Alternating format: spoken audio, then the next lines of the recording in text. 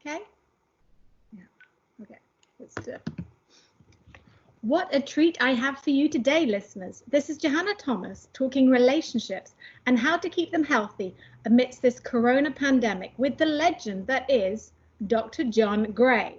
Dr. John shot to fame in 1992 when he wrote the book Men Are From Mars, Women Are From Venus, which today has sold over 15 million copies. Dr. John has since gone on to write many books, translated into 45 languages in more than 100 countries. He is quite positively the world's leading expert in dating and relationships, and I am delighted and honored to be with him again today. Dr. John, welcome back to the Way Forward show. Oh, well, thank you. It's a real pleasure. Happy to be with you. Now, surely what we are experiencing globally with this pandemic is like nothing you've ever seen before when it comes to relationships. What are you noticing? Well, clearly we can look at, lots of conflict, and some people are getting very, very closer. Some people are ready for a divorce. Yeah. It's a crisis. It's an opportunity to grow together, or it's an opportunity to not do the right things. In Wuhan, where the virus started, when people started coming out, divorce rates went from 12 a week to 300 a week. They're in long lines to get divorces. People are, it's ideal relationship is basically 20% your partner and 80% yourself.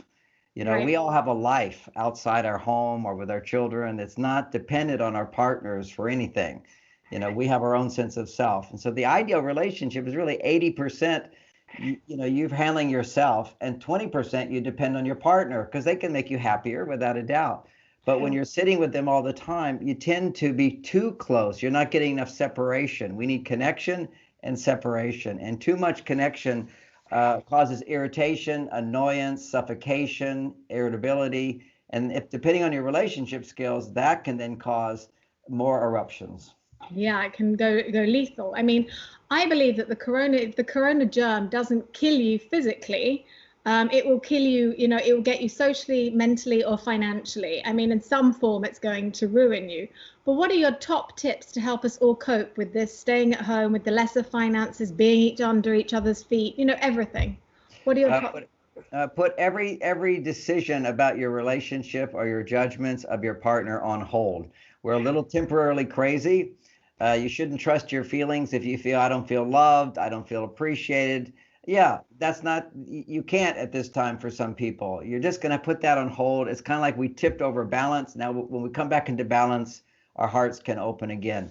What we're seeing here is 100 different sources of stress for people: change, uncertainty, financial woes, too much closeness in the relationship. The children are there all the time. They're depending too much on you.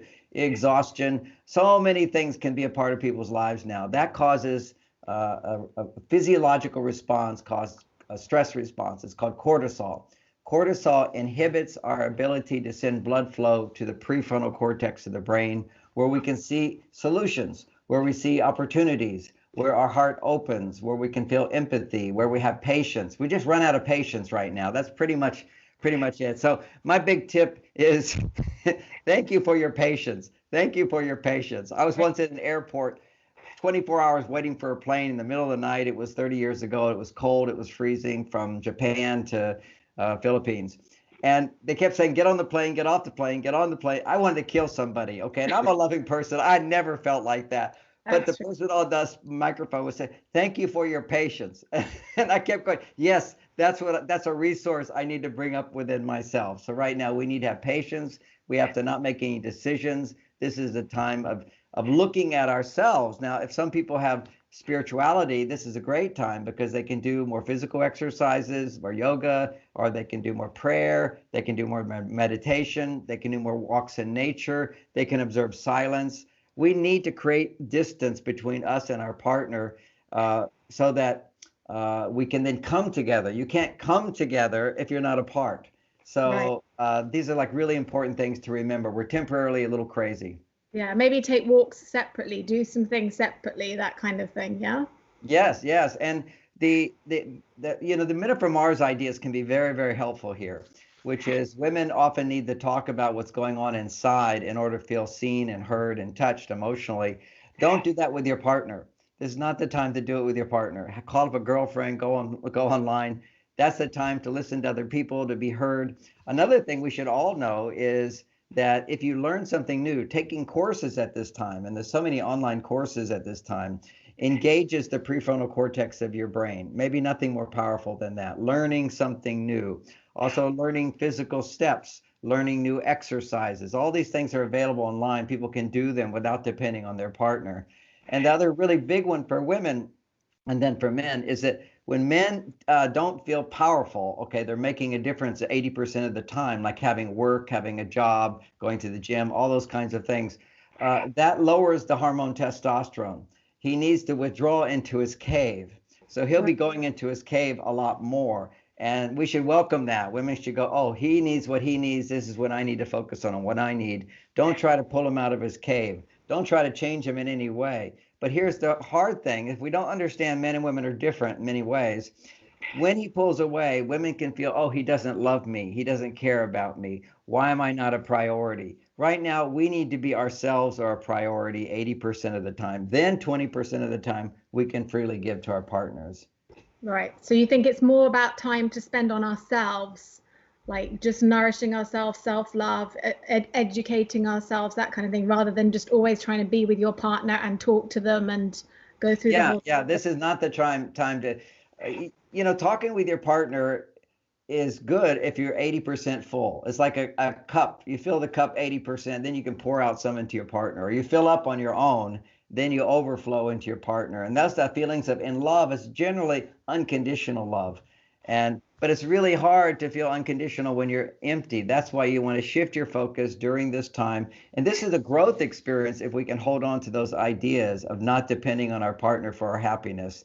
The flip side of not depending on our partner for our happiness is blaming our partner. If you're depending too much on them, you're going to be blaming them. So any of those little thoughts, your mind starts focusing on little negative. He left his shoes. He didn't clean up after himself. He's watching TV too much. He shouldn't be doing this. She shouldn't be doing this. Why is she talking on the phone all the time? Why isn't she happy? Just realize this is like a big thunderstorm coming in, and you put on your jacket and you know it will pass. Love it. Love it. Okay. And as time is running away with us, what are you working on now, John? Surely this is a wonderful material for a new book. Well, I'm doing so many of these podcasts. It is new material for a book, without a doubt. But I'm basically having a bit of a vacation because I meditate. I'm really good. I've taught meditation 50 years. It's the other part of me. So time alone is fantastic for me. So I just get to go into my meditation, do my physical exercise, and then have lots of sex. Because I take my time apart, then I can enjoy lots of sex. If you're too close together, you can't come together. That's such a simple point. You got to pull away to come together in harmony. Come together in harmony. And remind everyone about your most current book, and perhaps one from the past that you feel would be most relevant for us to read during this time. Well, most relevant is Men Are From Mars, Women Are From Venus. Most people have read it. You might want to reread it. It really helps us understand the cave and women's need for talks about women in a wave. They tend to go up and go down. Men tend to be like rubber bands. They pull away. If you go after them, they keep pulling away. If you just stay put, he'll spring back. So that's separating to come together. But then the really powerful one is the updated version of Men Are From Mars called Beyond Mars and Venus, which helps us understand when women are too far on their male side, not enough on their female side, the new problems that creates. And when men are too passive, too emotional, which can happen at this time, then what happens is they become too irritable and they lose those soft, romantic, selfless feelings. So that's Beyond Mars and Venus. Beyond Mars and Venus. I love it. Okay. And tell us about your very comprehensive website. Oh, MarsVenus.com. You can spend hours and hours going through the blogs, video blogs, each little topic of me and then my daughter, Lauren. She's 34. She's been teaching this for 10 years. For single people, for couples. There's also an online course on sex, online course on relationships. There's free courses, all these blogs like little courses. There's even an insiders club where every day there's an hour video that I provide for you. So you got plenty of video. For us to do, surely, right? Lots to do, lots to learn. Your website, I love it. And what about your social media sites so we can all support and follow you? Well, they can go to Mars Venus on Facebook, and I do different little presentations there. I did one on COVID, which is right on my site, which is really nice as well. Okay, perfect. Well, thank you very much. Much love and appreciation for all that you do, Dr. John. And stay safe and well and happy, and speak to you again soon. Thank you so much. Until next time, this is Johanna Thomas, your resident holistic nutritionist for The Way Forward. Dr. John, it is a pleasure to have you back for an extended chat on the PureJo YouTube cast. Now, let's dive deeper into this corona relationship thing. Does it matter what the home life scenario is whether it's a mother with 3 children and the husband suddenly come home, or it's a woman at home and she's trying to conceive and the husband's trying to conceive, or is the answer the same? Is the way to deal with it the same in every scenario?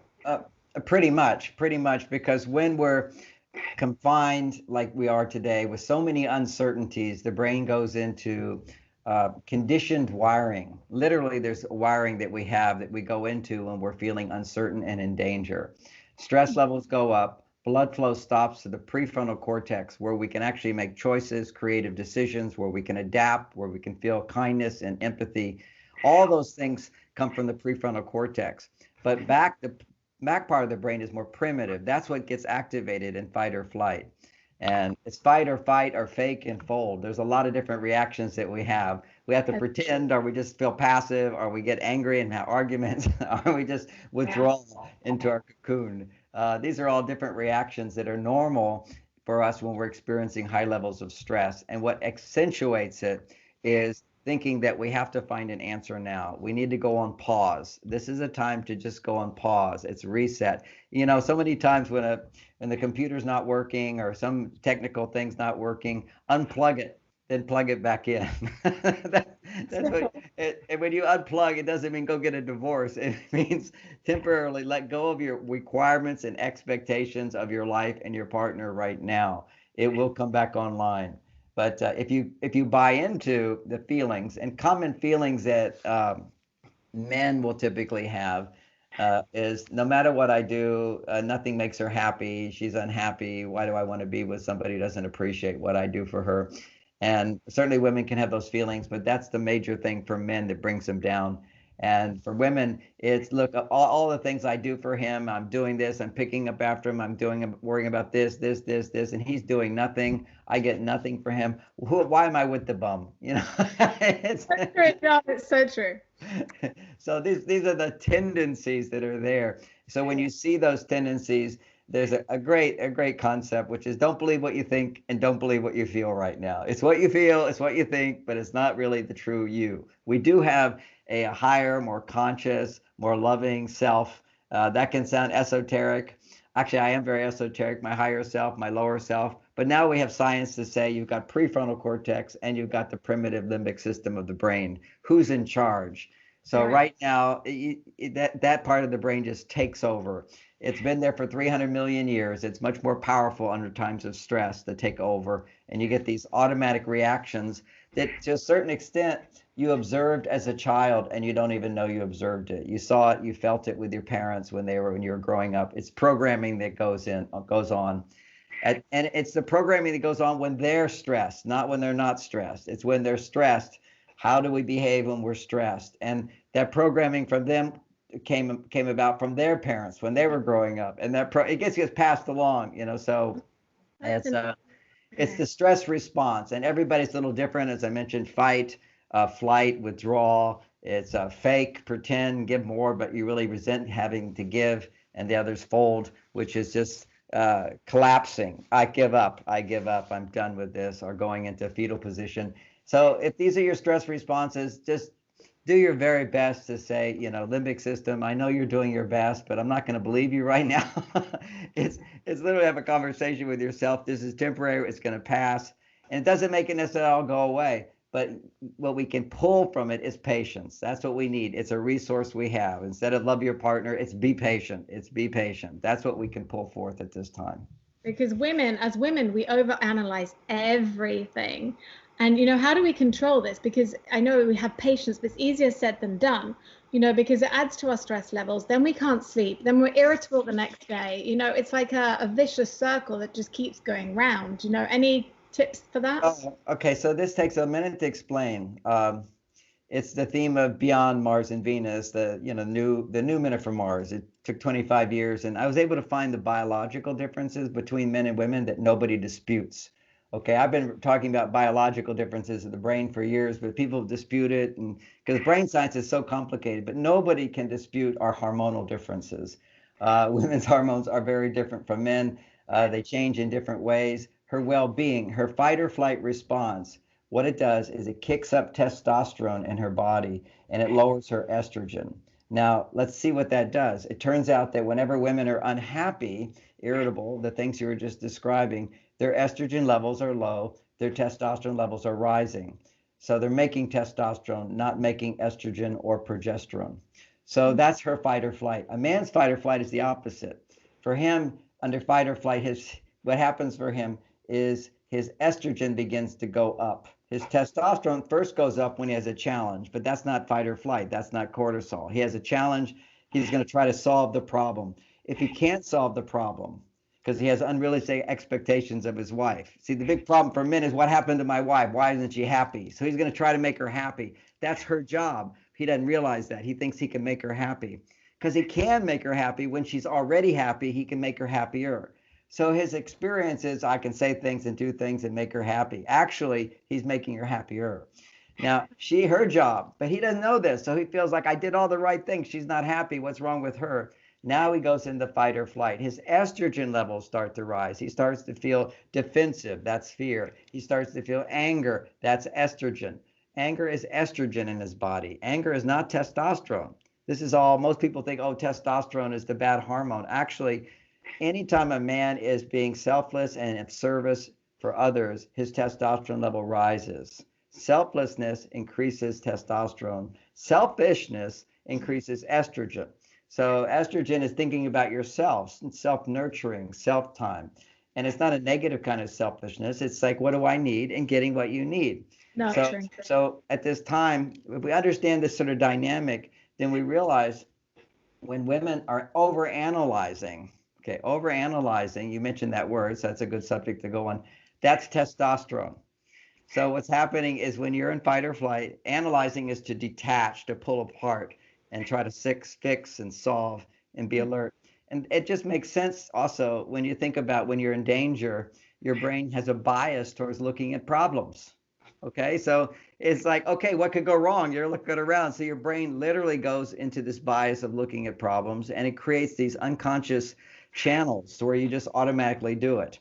And the older you get, the more, most people, not everybody, the more automatic it is. So it just gets worse and worse and worse because it's an automatic challenge. When you're uncertainty, boom, the wiring is there. There was a Nobel Prize went to a guy who said, who discovered neurons that fire together, link together. They grow together. You actually create highways, super highways from I don't know what to do and pain, okay, anxiety. It just comes up as opposed to I don't know what to do. Oh, well, what positive things could happen right now? So a child doesn't always have all of those highways, but we build them up over time as negative things happen to us at times of uncertainty.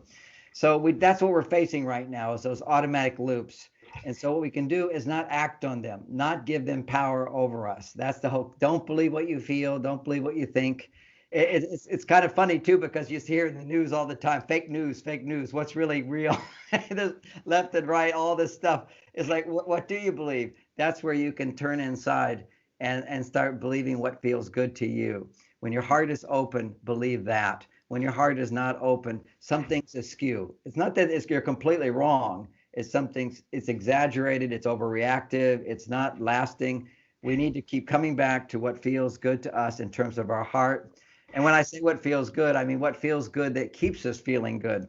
There's a lot of things you can do that feel good in the moment, but don't feel good later. And that might be yelling and screaming at your partner. It might be 3 gallons of ice cream, whatever. We need to be gentle with ourselves at this time as well, get lots of rest. There's so many online classes on meditation, guided meditations. A lot of women think, oh, I can't meditate. A lot of men too. Meditation, the more traditional ones, where you sit and you close your eyes and watch your breath, or you do a mantra and you repeat your mantra. These are great meditations. but for many people, they're boring. And what can happen for them is if they can just listen to some nice music and have someone guide them in a meditation, kind of like a hypnotic trance, then it's very easy, it's very relaxing, and they're all over the place on the internet that people can get these guided meditations. That's true. And you know what I love to do is I love to get my man to give me a foot rub. Oh, I got to tell you, my favorite thing for this I invented during COVID. Okay, so because ideal relationship is time to connect, time to be apart. Separation creates testosterone. Estrogen is connection. And I want to make sure I finish your thought on overanalyzing. So overanalyzing is picking apart. It's that pathway of I'm trying to solve this problem. So what women can do at that time is connect and increase estrogen. And so what does create estrogen is what you just said, which is take a bath, enjoy yourself, self-nurturing time. Major estrogen producers are calling somebody up or going to a coach and talking, expressing how you feel without having to consider what somebody else is going to think. That's why you can't do this with your husband. It doesn't work as well if you're considering how it's going to sound to somebody. Or even worse, it doesn't produce hardly any estrogen if you're expressing how you feel and it's negative emotions, but these negative emotions, the intention behind them is to change your partner. Like, you need to understand this so you'll change, okay? You need to understand how I feel so you stop stepping on my foot, okay? That kind of expression of emotion actually just creates the pathways of fight or flight in your brain. Using negative emotions to get what you want is being a monkey. Okay, literally, we dehumanize ourselves when we use negative emotions, yelling to get attention, to intimidate, crying to get sympathy. And it's not that all negative emotions are bad. It's when we have negative emotions and we then use them to get something from someone. Yeah, that's right. So that's what we have to recognize. But if you can feel your negative emotions and communicate them, give words to them, you're actually strengthening the human part of you, giving words to emotions without having to consider how it's going to affect someone, or particularly without the intention to change them. So that's why you talk to somebody you're not upset with and tell them how you feel. And so and even with that, you want to do it in a conscious way where you're going to only do it for, say, like 10 minutes. And so you want to process this so you don't because it feels good and you can get addicted to talking about negative emotions. Most of my clients after a while are addicted, and I tell them, now you got to slow it down. We're only going to do so much because it feels good. It feels good to feel heard and whatever, but it becomes a pathway of now I need to get in touch with my negative emotions to feel good, as opposed to let me get in touch with my positive emotions and feel good. Those are channels, you can create by practice. Just keep saying out loud all the good things. I remember when I worked with Oprah for so many years, one of her favorite techniques was every day writing out what she's grateful for. Expressing what you're grateful for is an estrogen producer. It says, look what I have. Shopping online, by the way, is a big estrogen producer. It's great. And the thing about for women, and for women, it could be men or women, but when it comes to estrogen, and estrogen doesn't lower stress for men. It's testosterone that lowers stress for men. It's estrogen that lowers stress for women. It's that what men don't understand about women, which is so helpful when they understand it, is I can bring her 50 roses and it will create a surge of estrogen. I can bring her 1 rose, it will create the same surge of estrogen. So, and estrogen doesn't last long. It's got to be fed. It's like a plant. You got to keep watering it. So what men have to recognize, this is thing about women, is do lots of little things that say, I care. Do lots of little things that say, I understand something you like, what you feel, what you're going through. Honoring that is in consistent ways, like 4 hugs a day is really a good thing to do. Hugs stimulate a hormone called oxytocin, and oxytocin has been proven to lower stress for women. But the reason it lowers stress is because it raises estrogen. So oxytocin doesn't lower stress for men because it raises estrogen. Unless a man has really too high of testosterone, then oxytocin can lower his testosterone without it going too far down. Ultimately, we have both male, female inside of us. We want to balance this, and maybe another time in history, women had too much estrogen, and men had too much testosterone. But right now, the place we've gone is the other direction, which is men have too much estrogen. Symptoms of estrogen in men are grumpiness, irritability, strong emotions, passiveness, anger, and addiction.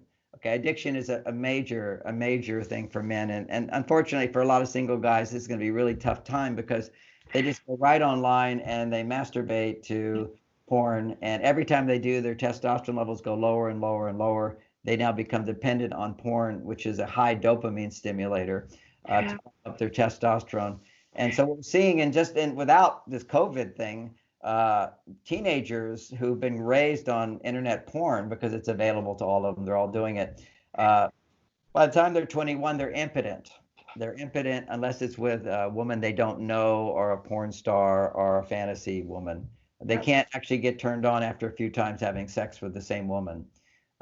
And women have experienced that today. They say, I go out on a date, we get really physically intimate, and he never calls back. He never calls back. He doesn't have the hormone balance in order to sustain interest in a woman, because he's so dependent upon that really big hit of dopamine to raise his testosterone. The big hit is anything new and different is a big hit of dopamine. Also, right now, people are really getting addicted too much to the news. I watch myself go, I thought last night I did a lot of work and I'm ready to have a nice relaxing evening. And I thought, I'm going to watch a movie tonight. And then I put on the news and I said, wow, this is more exciting to me than a movie, because the news is new and different, danger, what's happening. And they're not saying anything new and different, really. It's just like, what's going to happen next? What's going to happen next? These are high dopamine stimulators. And the problem with high dopamine is it desensitizes the brain to experiencing pleasure from normal stimulation. See, normal stimulation would be, what did your kids do today? What your wife experienced today? Helping my clients or whatever. People who are bored, it's because they have dependence on high dopamine stimulation. I remember once a policeman in one of my seminars, he was saying, that's it, because he couldn't understand why, when he was a young policeman, he'd turn on those lights and the siren. He said it was like a cocaine rush, and he says, now I turn on, nothing happens, there's no juice. I said, you just described the sex life of so many men who are dependent upon this high dopamine stimulation. Because what can happen is in our marriages, so many couples lose their spark. It's pretty natural. There's ways to keep the spark, but what happens, it's worse today because men can just go online and get that spark. And the more they get the spark from a fantasy woman, which will always produce more dopamine than the woman you slept with for 10 years. See, there's familiarity lowers dopamine, and newness raises dopamine. And so the more we get addicted to watching the news right now, the less pleasure we're going to get from things which are familiar, which is our children, our wife, our partner, and so forth. It works that same way for women as well. It's just that men are more vulnerable to it, tend to be more vulnerable to it. Anyway, the solution to that, whenever I describe these horrible problems, you have to, I only talk about it if there's a solution, okay? There is a solution. And, I talk about this in my book, Beyond Mars and Venus, because that's what explains the hormones. We can see it's so easy once we get the plumbing set up. One of the things that will always stimulate increasing balance of hormones is polarity. I started out talking today about ideal relationship is connection and separation. Connection is estrogen. Separation, you pull back to rebuild your testosterone. Then you feel that connection. You feel that desire to connect. Opposites connect, like magnetic poles. That spark that we talk about is actually magnetic attraction. Okay, this energetic attraction between the sexes. And what happens if a woman is anchored in her female side and a man is anchored in his masculine side? I can also have a very strong female side, but as long as my masculine side is full blown, I will be attractive to my partner, regardless of how familiar they are. Because the actual attraction is not the dopamine and the serotonin, it's the testosterone and the estrogen. So if my relationship supports her and she supports herself in being more estrogen oriented, then my masculine side will be attracted. I will want to go to her to experience more estrogen. And see, orgasm for women is 20 times more estrogen than a man. Okay, just to be happy, a woman needs 10 times more estrogen in her body. You can measure a happy woman, she's got 10 times more estrogen than a man. This time of orgasm, she has 20 times more estrogen. So, yeah, so many women say, I can't fall in love. Now, you'll see this even couples who are married, they're no longer in love. You'll see many women have been divorced, and they've been divorced for 10 years, and they're dating men. They're in their 40s. They're basically saying, why can't I fall in love? I meet these nice guys, he does these nice things. There's just no spark. I just don't fall in love. I can even have sex, but it's not like there's no thrill. So that falling in love is actually doubling your estrogen levels. It's 20 times more than a man's estrogen levels. It's 10 times more than your normal estrogen levels. So you got to be able to be in a relationship with sparks. You have relationship skills that can cause that surge, and you don't have to have that surge all the time. You just need it a few times a month, basically, and then it's kind of like, okay, I ate that meal and I'm so satisfied now. I'm not going to crave any junk food because I had such a big nourishing meal. Everything is good. You feel that satisfaction. So it doesn't have to be all the time her estrogen goes to those high levels, because it would be impractical. Because it's at those times where a woman will just completely yield and surrender. She opens herself up, and since she becomes mindless, which is what yogis want to do through meditation, women experience through orgasm. And but not that women can't benefit from meditation as well. As I mentioned, guided meditations tend to be easier, more enjoyable for women, just to put on one of these beautiful music and have someone guide you through the meditation. Because when you're being guided, or you're in a yoga class and somebody's leading you, or you're in a church service and somebody's saying, now sit up, stand down, that's all hypnotic trance. Now we're going to sing, now you're going to do this, now you're going to do that. Whenever you yield to somebody else's will, and you choose to, you're basically producing estrogen. So that estrogen particularly helps women to relax. And then when they relax, the fight or flight hormone goes down, the blood flow goes to the prefrontal cortex. Then you have more choice and how you want to be. But even still, when you're up here in the prefrontal cortex, due to a painful childhood or trauma or excessive dependence on complaining, okay, where you get things by complaining, you're in an environment where people complain a lot and they yell, whatever. What happens is your brain 90% of your brain is going to grow these pathways of focusing on negativity as a way to get what you want. So whenever you want something, you get negative. These pathways happen automatically, as opposed to you want something, you become optimistic. And this is literally training in your brain. Is just when you're starting to get negative, you just go stop, and let me now not do whatever I was going to do, and instead pretty much do the opposite. And that would be for women. Do something that will raise your estrogen or progesterone, depending on what time of the month it is. But it's almost the same things that produce these female hormones. Do something that you enjoy doing. Okay. It doesn't involve changing someone. Okay, it doesn't involve changing someone. So it's about changing yourself. I can put on makeup. I can. Women might find themselves obsessing over their body now. Okay, so. Well, this is a question I have for you, because I was thinking, some men will probably start seeing their real wife for the first time, because the Botox will wear off, the fillers will wear off, the hair roots are going to begin to show, the fake nails are going to drop off, the eyelashes will fall out, women will have to start blow drying their own hair, and have to do their own makeup, and things will sag because they haven't got the machines and the injections to be able to keep everything lifting. The men are going to go, what, shocker, what did I marry, or what is this? Hello. I mean, how does the man deal with that, and how does the woman learn to be au naturel? Okay, so I certainly could have said it better. I don't even come close to what you just said. What lives inside of women is beyond me sometimes. So, having said that, the first rule is never, if you haven't already done it, just don't do it in the future.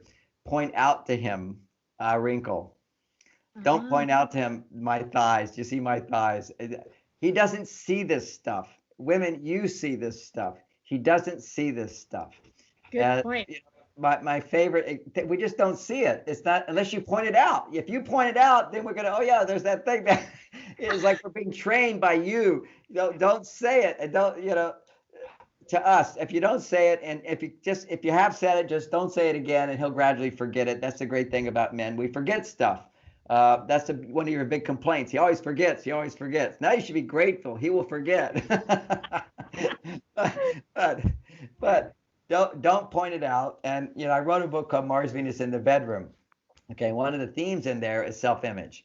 And what women don't realize is this point is that a man, he can look in the mirror and look at his bicep. He could be really overweight and not be handsome, but he looks at his bicep. He says, look at that, I got that. See, that's his, that he feels good about himself.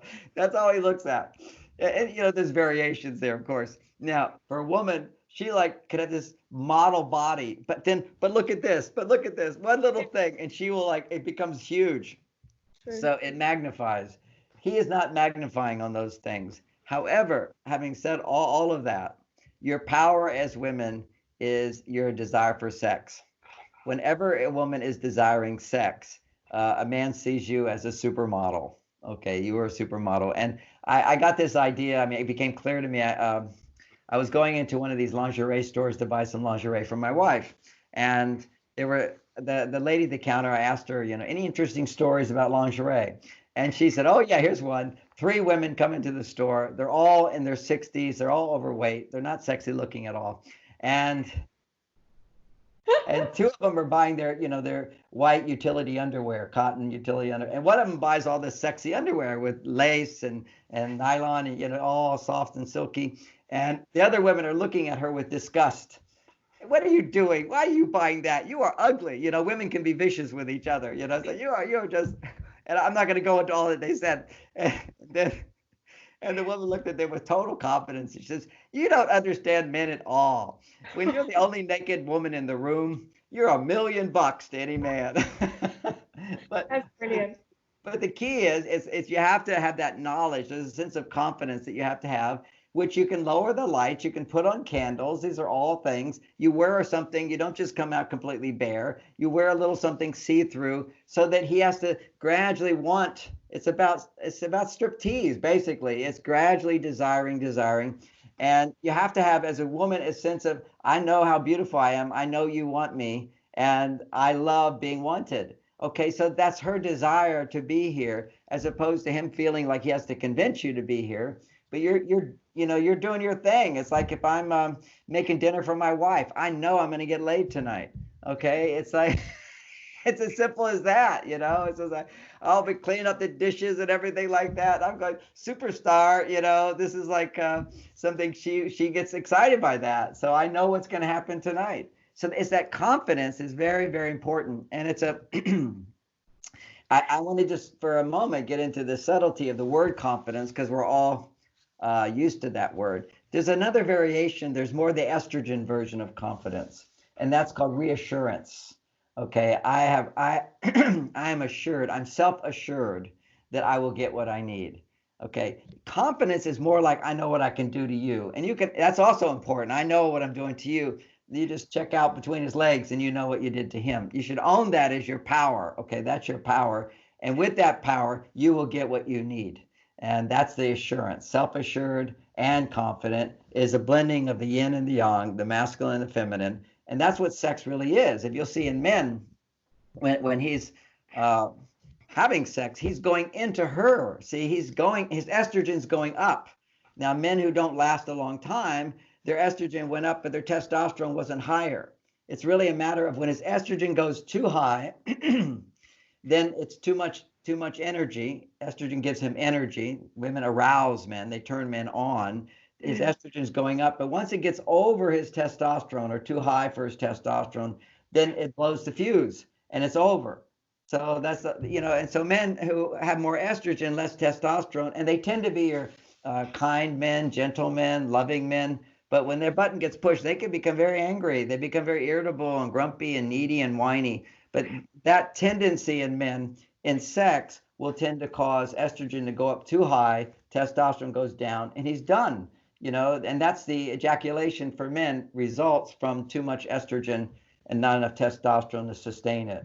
So tell me then, as we're all sort of locked up, can we have too much sex, or what is the good level at this time? Because in Ayurvedic medicine, they say you shouldn't have sex like every day. It's not good for you. And obviously men lose a lot of zinc every time that they ejaculate, right? So we need to make sure they're taking the right supplements there. So thank you so much. And zinc is a very important supplement to take.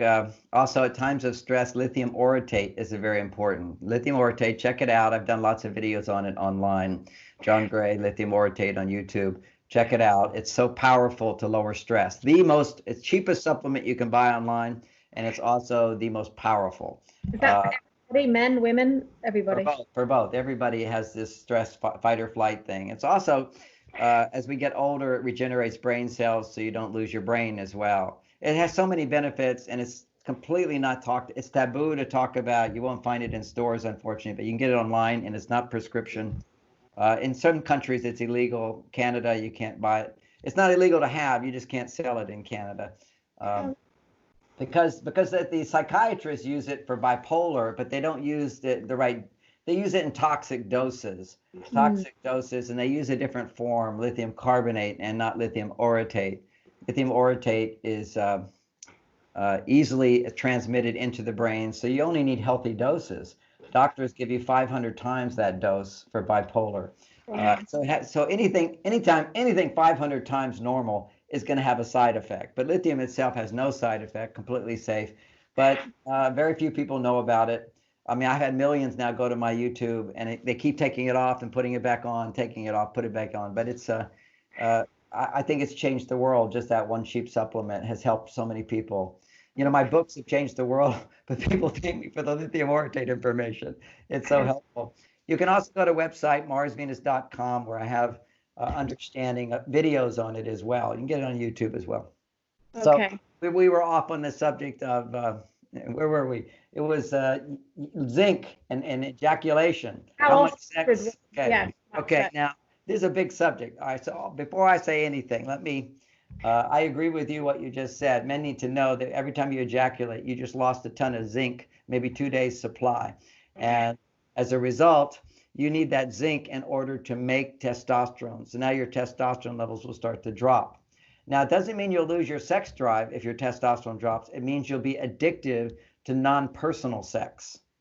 Okay, so to be having sex with your wife and making love to her requires a lot of testosterone. You could have sex with your wife thinking about a fantasy woman, and so really you're thinking about somebody else. That would keep your erection for a while. But actually, men get addicted to this porn. They get addicted to porn images in their brain. Even if, I mean, I don't watch any of that stuff, but even if I did, I had to write a book on it, and boy, it feels good to do porn. It's like a drug. But what I noticed making love to my wife is all the images that I saw would pass, but I wasn't like clinging to them. They would pass. Okay. It was kind of like, yeah, now I finally get to have a real experience of it, with a person. So they will come. So it's not a bad thing for them to pass. It's a problem if you're having to cling to those images in order to stay aroused. That's where you're addicted. Yeah. So, you see a hot woman walking by, that thought might pass while you're looking at your hot wife, or your naked wife, the one you love and adore. That image will pass. Just don't cling to it, and it will go. But the addiction is when you have to cling to it, and that means you need strict avoidance of looking at porn. And then after that, looking at porn is ridiculous. For me, okay. And I don't. There was a time in my life where I thought, wow, that was really great because I was addicted to it. I was masturbating to it. Then you create pathways of dependence on this high stimulation, as opposed to it's not even a real, and I don't mean to offend people when I laugh at porn, but think about a boy being turned onto a mannequin. Okay, so it's like, wait a second, where's your energy going? And the key thing is there's an energetic thing when you ejaculate as well, where your energy goes out. And if your energy goes out, besides losing your zinc, your energy goes out. If it doesn't come back with love and affection and warmth, you just lost your energy. But if you see, love is kind of a connection. It's a oneness. You're actually inside of her. You're feeling one with her. So when your energy goes into her, it comes back because she loves you. If she doesn't love you, you don't get any energy back either. So then you lose interest in going there. That's why when men, go to prostitutes or whatever, generally it's a one-night stand. They never want to go back. Or porn. What they find on porn is that men, because they can look at the statistics on this, is that rarely do they go back to the same person. They always want something new and different, new and different. Occasionally they might have a fantasy relationship, but the massive majority is, I need something new and different, new and different, new and different. And more unusual as well, because that's new and different and dangerous. So danger stimulates addiction, dopamine. So having said all that, your question was, how much sex is good? This is like, so finally, who can say, except your own experience? But there was a Japanese had done several studies on this, where they measure a man's testosterone levels, because testosterone is all associated with a man's performance, both athletic and in the bedroom, as well as well-being in life. Okay, so all of that has so much to do with testosterone in men. So having said that, they measured the testosterone before and after sex, and they found that after sex, their testosterone went down half. Okay, and it stayed half, which we might say is their normal testosterone level. Okay, but then if they did not ejaculate for 6 days, on the 7th day, for all of these students, their testosterone levels doubled. So they went for 6 days. On the 7th day, they woke up that morning and their testosterone level was twice as high. They performed better athletically. Okay, that's what they measure, their athletic performance, and they measure their testosterone. Their testosterone levels doubled. Now, so there you get, as a general theme, 1 ejaculation a week keeps you alpha man. Okay, so and keeps your connection with your partner. You won't be alpha. Alpha means double the testosterone. You won't be double the testosterone throughout the week. You'll be your normal testosterone. But on Saturday night, you'll be double testosterone, which is very important for women to feel that much testosterone coming from their man. That means he's patient, he's intent, he's adoring, he's selfless, he's giving, he performs well, his heart is wide open. Because your heart wide open when men are having sex and their testosterone is twice as high. You feel devotion, you feel oneness, you feel surrender, you feel, and also you feel attachment. You're my wife. Nobody else gets you. You're mine. Okay. I'm king, King Kong here. You're mine. I'm holding you tight. I'm surrendered to you. I feel one with you. That's what marriage is. You're my wife. I'm your husband. And it's a really sweet, that's the orgasmic experience of hormones going to their peak level if you've got your alpha level, if you're a man. Otherwise, it's just a pleasurable release. And couples will experience this to various degrees. They may not articulate it to themselves, but when they fall in love, that's what the sex is like. It's just magnificent. And then you settle into routine. But often the routine happens because you're having sex too much. So I would not say limit your sex to once a week. I'd say that if your sex is not magnificent, go back to once a week for a while to build up your testosterone. Then you go on, so many couples will go on a getaway and they'll just have so much sex. Why? Because there's newness. So you're back to this extra stimulation. Now, if you happen to be an alpha male, now alpha male is somebody who basically in our society is seen as king. Then you can be King Kong every day and ejaculate. That's going to be your Bill Clinton's. He's the president of the country. He had so many women. He's always having women. He's on the prowl all the time, according to what people have told me. But that's a different reality. You become King Kong or you become alpha man because once a week your testosterone levels double. You ride on that wave for the week. Your testosterone won't be as high, but you'll feel that you are a great man because of that. It's just amazing what great sex can do for couples, for individuals, and for her to feel he loves me that much. Then there's another dynamic when you talk about, well, how much sex can you have? If ideal maybe is one a week, and the Taoist philosophy, they'll say that, for a young man, and that's what these studies were done on, was 20-year-olds, 25-year-olds in that range, that once a week the testosterone will double. It may be for a man who's older that it takes longer maybe 8 days, and maybe 9 days. I've heard from many women who've told me that, if he ejaculates, he's gone for 9 days because he doesn't have his juice. I mean, it literally crashes down, and it's In such a scenario like that, are there any other supplements that you would recommend that men could take? Obviously not, I'm not talking Viagra here, but just on a general level or within this time as well to help keep with the stress, because you've got a lot of supplements on your website. You recommend a lot of things. What do you think would really help us now? Oh, I think Tonkat Ali is a really good one. Yeah. And if there's any issues there, then amp it up. There's another supplement, which is from beets. I can't remember the name of it right now, but it's beets, also a concentrated supplement. I wish I could remember it. It's from beets. But if they go to, I have little talks on all these things. If they go to libido or sexual performance, click on that. You'll see my suggestions there. It's all nicely written out for you. Because every man is different. There can be all kinds of other reasons. Like, let's say you have diabetes and blood sugar issues. Then those things can help. They won't do the trick. Then you're going to need something like berberine, which is a herb which balances your blood sugar. It's proven to balance your blood sugar more than taking insulin.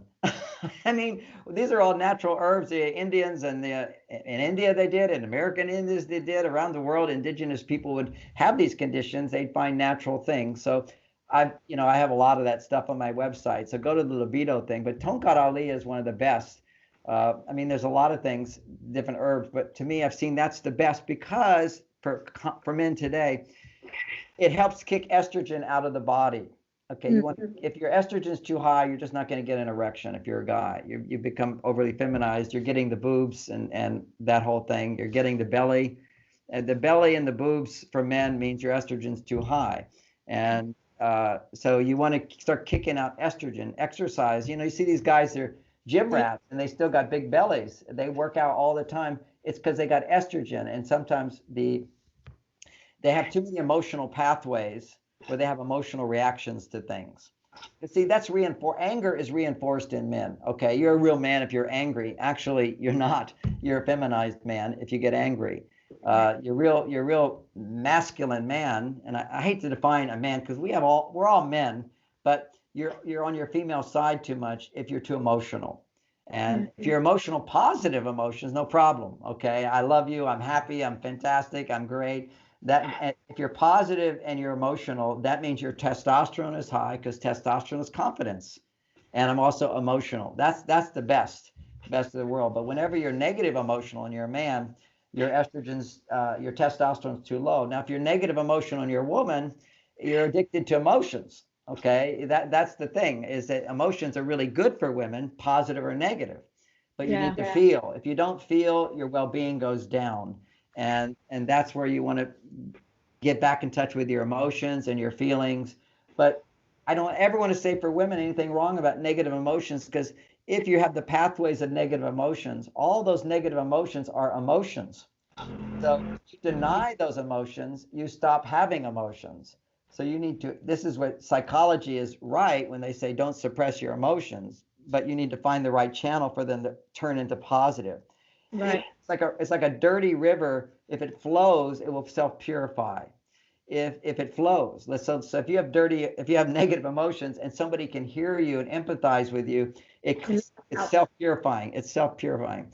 But you shouldn't expect your husband to do that, because what happens is that he has sex with you, right? And if he has sex with you, the other person doesn't. But if he has sex with you, he has these things called mirror cells. Mirror cells. The more you're connected to somebody, the more your mirror cells turn on, which means if you're happy, I'm happy. If you're sad, I'm sad.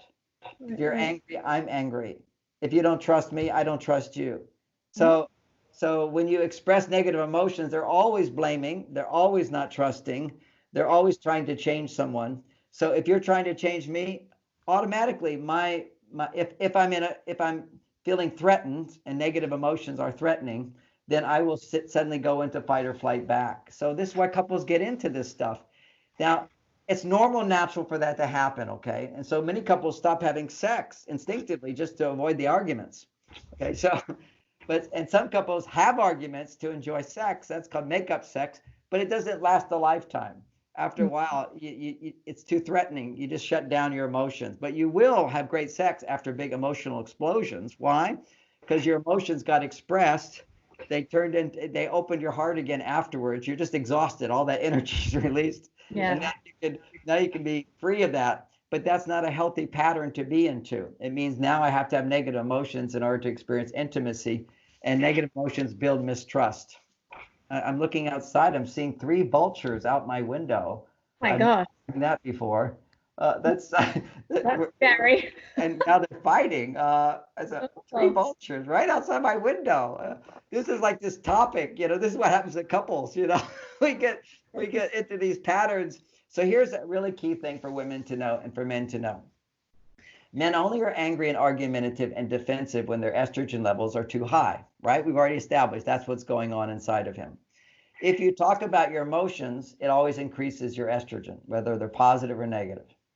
So the worst thing you can do when you're feeling negative emotions and you're a man is to talk.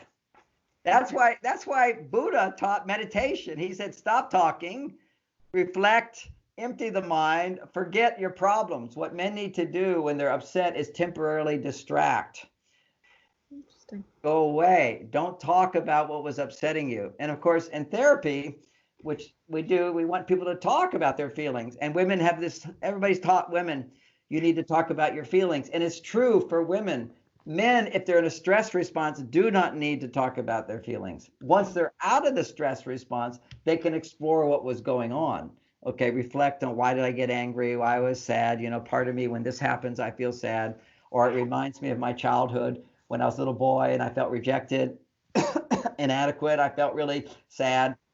That's fine to do if it's about childhood, because in childhood, a boy's estrogen levels are the same as a little girl's. So it's important to embrace the feelings of a little boy. But once you become a man, you got to keep that testosterone up for your well-being. And at a time of fight or flight, already your estrogen is going to be going too high. So the last thing you want to do, women, is ask him questions. You want him to go to his cave. You want him to go do something. Oh, let's take time out. Let's take a time out. And my wife taught me this. She just said, oh, you're being mean, and walked out of the room. We never got in arguments. Oh, you're being mean. And I go, no, I can talk about this. No, yeah, you're not coming from your heart. I said, okay. But sometimes I would get angry. And I said, okay, now I got to stop. I need to take my time. And because, for me, had the extra benefit to learn all this because I'd been a monk for 9 years. I can meditate and be happy. Bad things happen. I get all triggered and everything. Then I can just go meditate and I can forget all my problems temporarily. Then when I come back to looking at what happened, my heart's open and I can reflect on how did I contribute to the problem. It's always easy to see how our partner contributes to the problem. Now vultures went away. So it's basically, that's the whole key, is seeing how we contribute to the problem. And that's a man's salvation, because when you recognize that you're not powerless, but that you caused the problems in your life, your testosterone goes back up. Now, for women, they need the other thing. They need to, first of all, feel a little powerless. They need to feel like this happened to me, and share with somebody who's not going to save you. Share with somebody who's not going to, you don't have to change them to make your life better. That allows the estrogen to go higher. Then your testosterone can come up and balance, where you feel, okay, now let me analyze how I contributed to this problem. Okay. If you do it too soon and you're a woman, you tend to feel too guilty. You tend to feel like I'm a bad person, I don't deserve love. So you first need to express whatever emotions are there, then come back and look at, okay, now how did I contribute to this problem? What can I do to avoid it in the future? What do I need to learn? And just, we're in the COVID time, just to remember all this gender stuff, relationship stuff, that's if you have a partner at home. And if you have a partner at home, you have children at home, or you're single at home, one of the very best things you can do, whether you're a man or woman, because not everything is gender about, is learn new things. Okay. If you're learning new things, taking classes, learning things that are useful and productive for you, that you value, your blood flow will go to the prefrontal cortex. And if you're sitting there watching the news, you're learning new things that have no value to you at all, except maybe 10 minutes of the news. And it will be addictive. It will desensitize you. It will keep you from experiencing normal happiness. So 6 hours in front of the TV set, and when you turn it off, you will be more unhappy. Yeah. Even if you don't believe it, even if you feel I got everything I need, it's not a problem for me. It doesn't matter what you just did. It's been 6 hours in a high dopamine stimulation. It's news porn, basically, is what it is happening right now. I totally agree. And just any note for pregnant women at this time, because it's quite it's a very high anxiety for pregnant women at the Oh moment. my gosh. Well, you're probably going to give birth to little warriors who want to protect you. My mother, she had 6 boys, and one of them is like a soldier. He was in the army. He's bigger, almost twice as big as everybody else. And it was because he was in the womb while my dad was in World War II. He was actually in London in World War II when they're bombing and everything. And my mother's at home and she's worrying about the war. So her baby ended up becoming like this different child. But anyway, having said all that, that's just the possibility. Because babies are influenced by what you think and what you feel. So it's really important is take lots of baths. Baths are a natural frequency. Have lots of flowers around you. Go for walks in nature. Do breathing exercises. Listen to music. Do guided meditations. Guided meditations are very, very relaxing. It's very important that the child not get all these stress messages. Otherwise, they'll create pathways in their brain which are based on fight or flight. And so that's one thing. Two is if you do get a flu, I just want to say this because you're pregnant. Don't take Tylenol to suppress a fever. It's shown that children have more mental problems if the mother has had a flu and she took Tylenol or any of this fever suppressants. Basically, what you need to know is running a fever is not a bad thing. We have this big misconception that fevers are bad. You immediately suppress it with Tylenol. Tylenol suppresses a fever, but it also suppresses glutathione in the liver, which is your antioxidant. So you're in a fight or flight state and you're taking Tylenol, not good idea.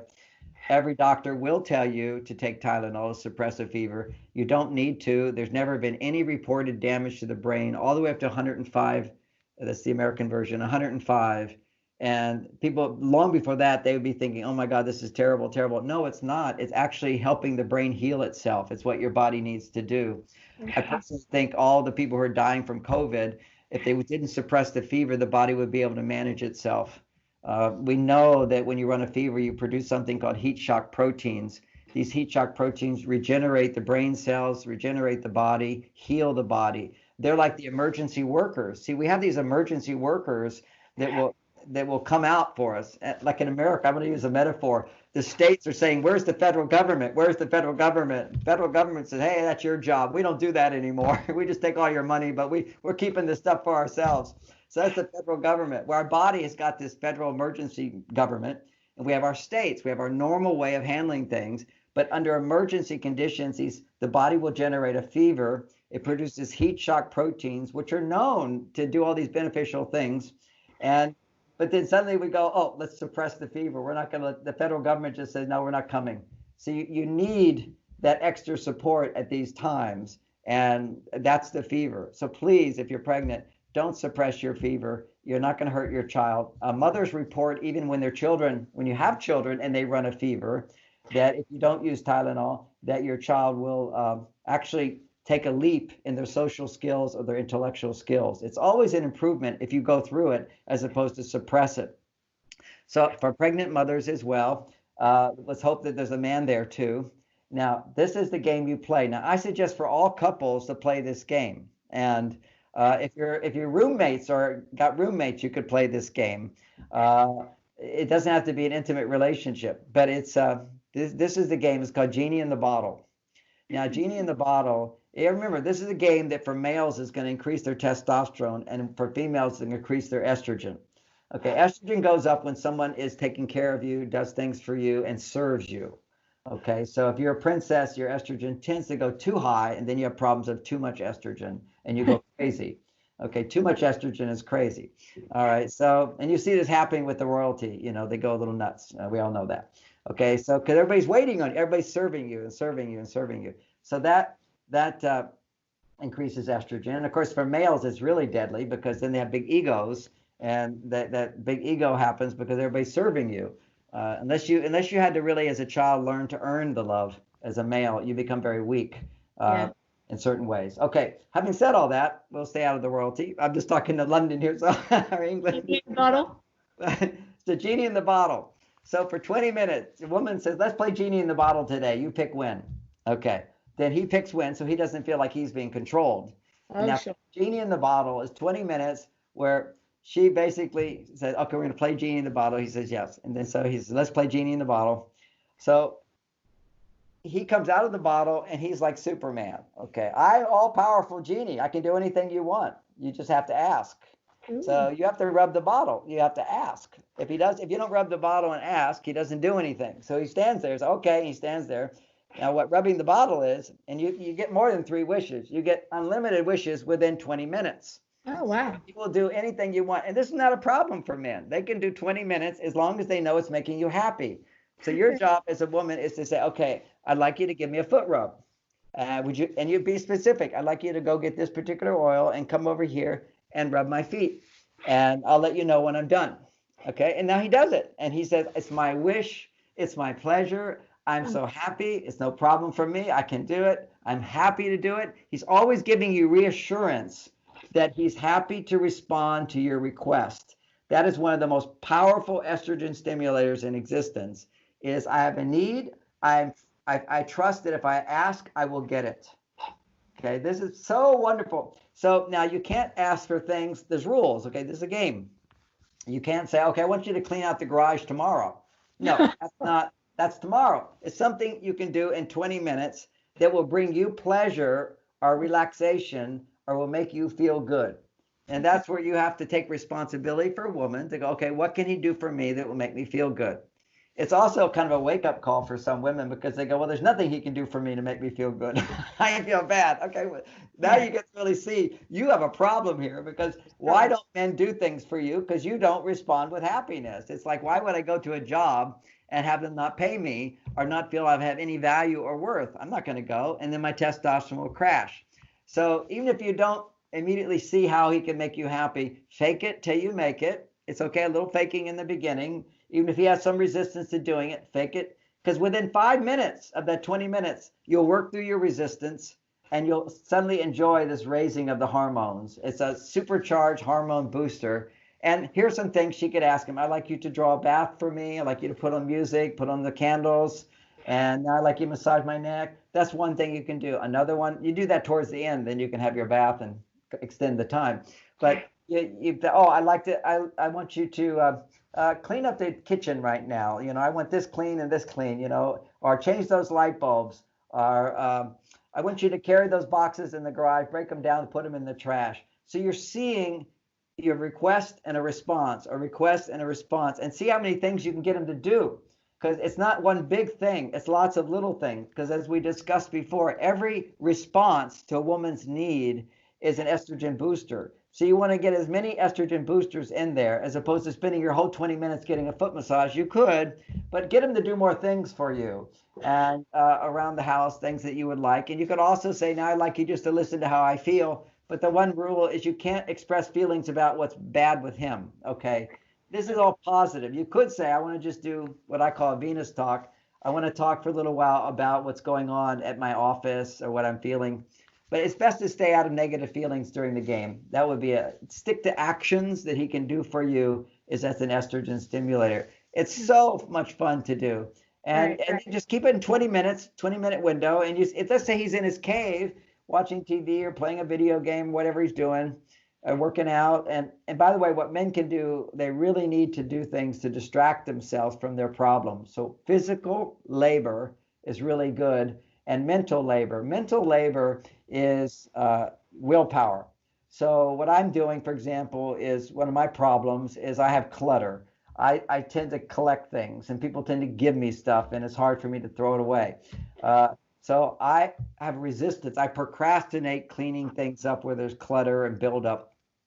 Whenever you have a procrastination and you resist doing something that you actually want to do, but you resist doing it, overcoming resistance is a big testosterone booster. So doing what you don't like to do, doing what you don't want to do actually increases testosterone. So that's what men can recognize. You want to do, when you lift weights, what do? You lift a heavy weight that's not easy. You do difficult things. and suddenly you don't have your challenges in front of you. You need those challenges. So you've got your internal challenges to overcome. If you know how to meditate, you would then say, how long do I meditate? Then add another 5 minutes or another 10 minutes to it. Push like lifting weights always, and then relaxing, then watching some TV or doing what you read a book or whatever, but then pushing is really hard. And for women is to let go of the pushing with more relaxing things that they can do.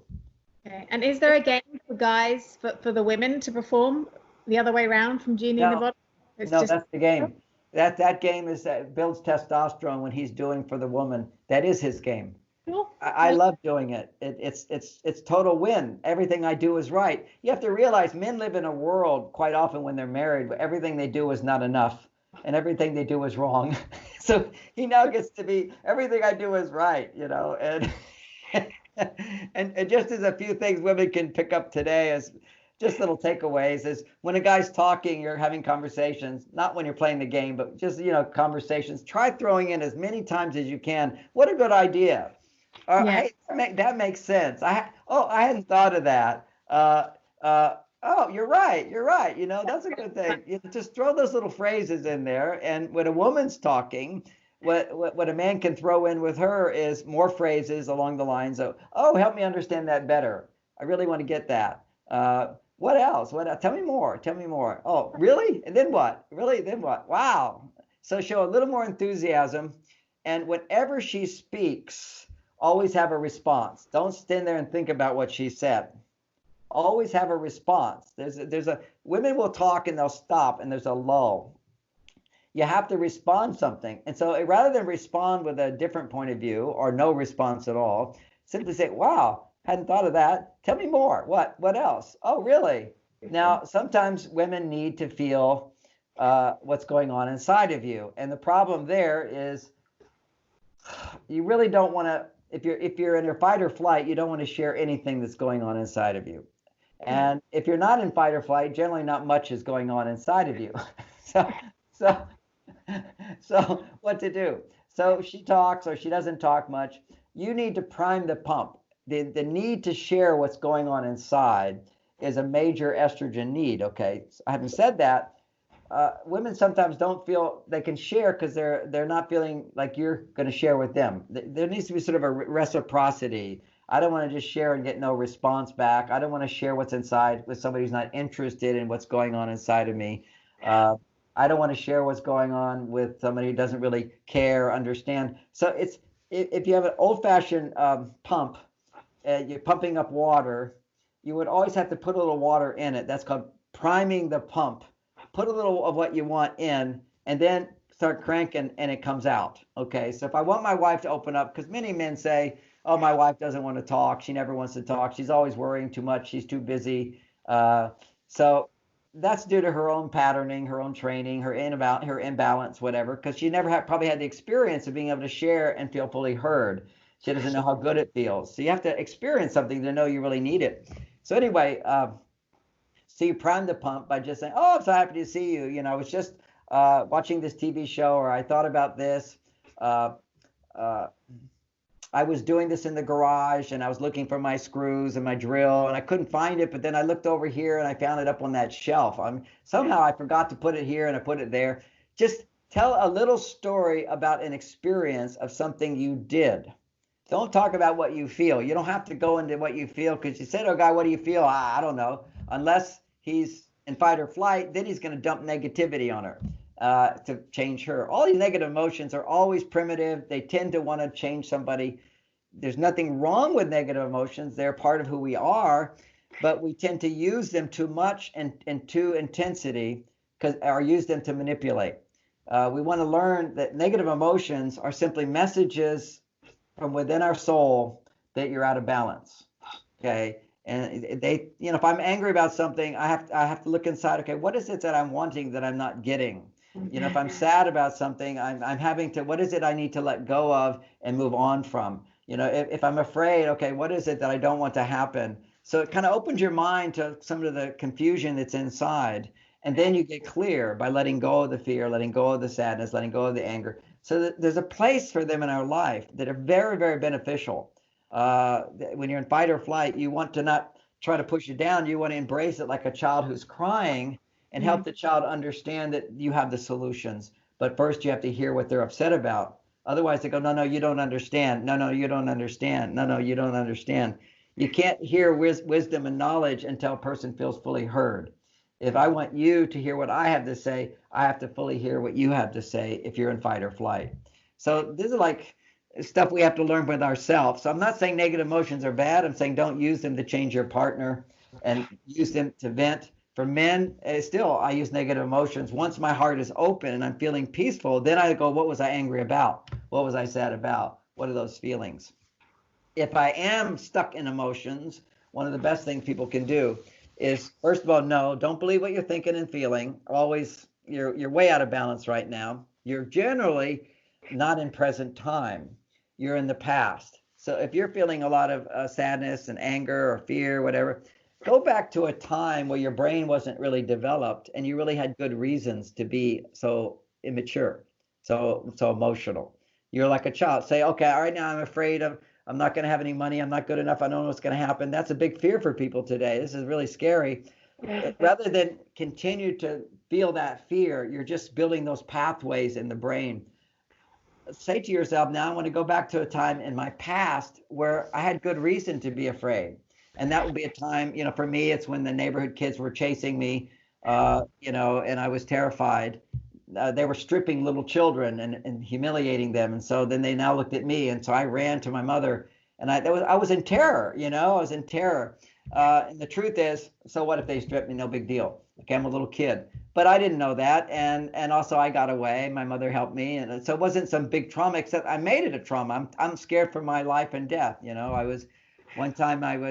Sometimes you feel powerless. When I feel powerless, I can't, there's pressure on me, so much pressure. I remember one time my brothers, they buried me.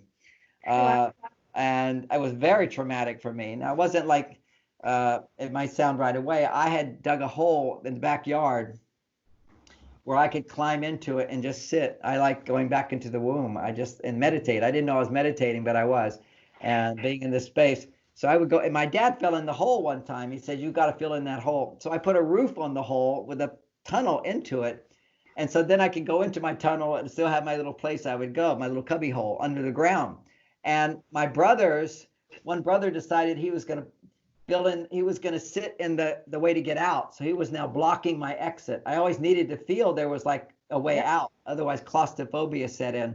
And so he was in the tunnel. And then another brother sat on top of him, and I'm in there screaming, and I could still feel the walls pressing in on me, like being in a coffin and not being able to get out, all that terror. So if I feel pressure now, I just go back to when I was a kid and go, yeah, this is nothing compared to what I felt then. It's just emotions. That's why we have so much fear in present time. Is we're not really in present time. We're re-experiencing some of the traumas of our past.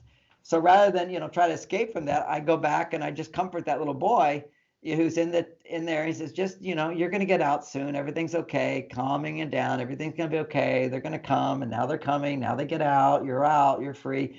So I already know that. I can go to that place, and that's the place where I get to go and connect with the part of me that's afraid and give reassurance it's going to be okay. Because if I give reassurance to myself right now, how do I know what the future is going to bring? I don't know what the future is going to bring. Sure. But at the same time, I am in my home and I have enough food in my body. And, and even when it comes to not eating, I'm prepared for that as a monk, because I could go for, 30 days on water, so you can live for a long time without food. What's that? You eat once a day, I think, wasn't it? Well, right now I eat once a day. Yeah, I just eat once a day. But when I was a monk, sometimes I'd fast for 30 days on water, and I didn't die. Actually you get super healthy. It takes a lot of willpower, but just don't eat junk food during that time. Really just drink lots of water. You can survive, and actually you'll thrive. After 3 days of not eating, if you're getting plenty of water, you will not be hungry, unless you're constantly saying, I should be eating, I'm not getting eating. You're in fight or flight. So just know that this is a time for us to reset, and it's a time for people to look within to themselves, for their issues, to solve their problem, to take classes online, to learn new things without depending upon the stimulation of their family or their partner or their work or things that they can't do Find the happiness inside. And, you know, to a certain extent, you can't find the happiness inside if you're always depending on the outer world to find your happiness. And so it's kind of like induced self-sufficiency here, forcing people to look within, can be the benefit. That's how we can thrive from this, or we can start doing addictive things and not thrive. That's it. We've got to see it as an opportunity for sure. Now, I know that the time is coming to an end. I just want to do some quick wellness questions in the form of a lightning round, just to understand a bit more about you so that people can know you a bit better. The first thing you did when you woke up this morning was? Meditate. Okay, nice. Second thing was the cup of coffee that I haven't finished. I sip on it. Third thing was I meditated again in the bathtub. Wow. That's extra because the world has so much stress. I want to immerse myself in natural frequencies. Water is one of the most powerful ways to immerse yourself in that. That's true. If I were a fruit or vegetable, I would be? Tomato or orange. Nice. Last time I used my oven was? About 4 days ago. I cooked a steak. Okay. And tonight you're going to eat what today? Sushi. And your mantra at the moment?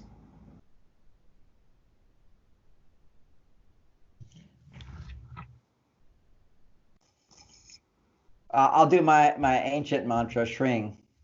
Okay. I don't have a mantra. I go into unbounded consciousness and go into light. You know, it's very funny. When I became a teacher of transcendental meditation. I told my mother, Mom, you have to learn this technique. You go deep, deep inside. You repeat this phrase. And she said, oh, really? I meditate. I said, well, what do you do? She says, oh, I go up into the light. I said, no, you have to go down. You have to go. But now if my children say to me, what do you do? I go into the light. You know, I interact with the energy of the universe is what I do. Yeah, I feel the energy flowing and I go into the light. And if you could take one food with you to a desert island, what would it be? Oranges. Oh, I love the oranges. Okay. And finally, a rapid fire phrase game where I'm going to say some words or phrases and you need to give me your first instinctive thought response that comes to mind. Okay. Lectins destroy your health. I get a picture of the guy who taught me about lectins. I agree. You agree. Okay. Kale is a superfood. Yes, but it absorbs too much mercury. It absorbs toxicity in the air. Can be very toxic, yeah. McDonald's, I'm loving it. Well, I haven't been to McDonald's in like 50 years, but it was delicious then. And their milkshakes are great. There's a bit additives they put in. 5G is safe. No. Okay. Beyond meat, it looks, cooks, and satisfies like beef. Better for you and the planet. Lies. Lies. Alkaline water can help prevent disease. Misunderstood. Okay. Global warming, the poles are melting. It's a hydrogen that helps you with disease. Very good. Yeah, I drink hydrogen water. Totally agree. Global warming, the poles are melting. Yes, it's dangerous. Okay. Chemtrails are real. Very real. I happily vaccinated my children. Do the same. I've never vaccinated my children. I've never been vaccinated. Love that. Fantastic. Most people are full of shit. Colonics and enemas regularly are essential for us to detoxify. I used to do them about 40 years ago, and I thought it was a good thing. Okay, interesting. And finally, the medical medium. Celery juice is the most powerful medicine of our time, healing millions worldwide. Exaggerated. Love it. Well, thank you so much, John. It has been an absolute pleasure talking to you again today. I've just loved it. You're a wealth of knowledge, I have to say. And I look forward to talking to you again very, very soon. Oh, thank you so much. And thanks for mentioning my website and all the wellness stuff. People always think about me as the relationship guy, but actually I'm totally into supplements and diet and exercise. All that stuff is really important. I mean, your website is a complete wealth of knowledge. I mean, you can spend hours looking at that every day, and I highly recommend it to everybody at this time specifically. And I think on our website, we also have a great course on sex, which is fun too. People can check that out. Okay, that's good. And do you recommend Tantra sex at this time or not really? Well, when we talked about sex, do you give me a couple of minutes here? We talked about not ejaculating so much. I do rarely ejaculate. Okay, I have sex every day. Maybe not every day because today I had to do a lot of media, but it would be meditate, it'd be a bath, it'd be sex. I mean, I'm having so much sex now during this time, but it's not ejaculating sex. If a man can orgasm without ejaculating, then your testosterone stays at double. So mine is 50% higher than when I was a young man all the time. Gosh. And then, but that's a advanced course. You know, that's the advanced course. It can be dangerous to do. You know, if you just get all excited and you try not to ejaculate, you can cause prostatitis. So you have to do certain muscle exercises. You know, I do these muscle exercises in order to shift the really strong lock down there so the energy goes up and doesn't go out, and then you can have orgasms without ejaculating. And do you do one-on-one courses if somebody wanted to ever in the future come to you and you could teach this? Yeah, I teach it in a class here in California. It'll be that class will be online eventually, but right now I teach men and I teach women as well. It's women don't ejaculate, so it's not a big deal for them, and so they say, "Oh, I'm practicing Tantra." Yeah, well, you don't ejaculate anyway. Basically, Tantra is having sex for a lot of sex as a spiritual practice without ejaculating. But that it takes a lot of love, it takes a lot of patience, it takes training, it takes muscle exercises, and also it's a different kind of an orgasm that a woman experiences. Women, many women don't orgasm. Some women do orgasm, but they often do it themselves. And this is learning how to ride the waves of never ever trying to grip the orgasm, but having it take you over until your whole body loses control and you're mindless. It's a surrendering of herself, as opposed to there's a place where women get to where they go, oh, I could have an orgasm, and then they go for it. And that's where you have to stop. That's your ejaculation in a sense. You go for it and give it to yourself. So you never feel there's an ending to it. The traditional orgasms are I'm done. And this one, you're not done. Yeah. Interesting. I love that. Well, thank you so much, Dr. John. It's been a pleasure. Much love and appreciation to you and everything that you're doing in the world. I hope to speak to you again very, very soon. Stay well and stay safe. Thank you so much. Take care. Bye-bye. Bye-bye. Okay, stay there, John. Stay there. I'm just going to finish the recording.